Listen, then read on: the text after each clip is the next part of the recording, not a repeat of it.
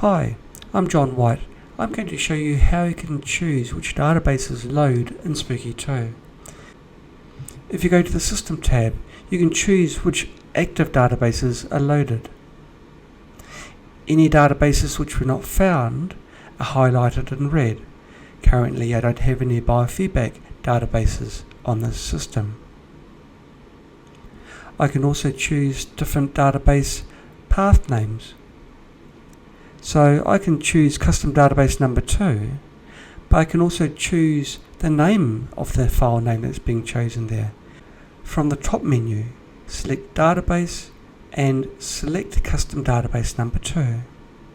Here you can choose which database you're using for that option. And now it's changed down here to Custom No.2 Database.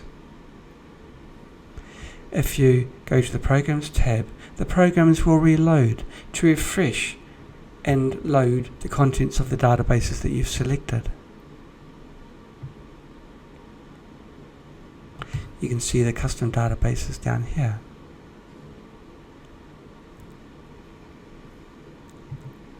You can choose between DNA databases, both the human and the non-human, the molecular weight database, any of the custom databases which you can create and edit as you wish, the biofeedback database, and you can also choose to load the Encyclopedia. The Encyclopedia gives more details of any selection that's made from within the Programs tab, and it shows that in the Notes section, which is here. Thank you so much for watching this video.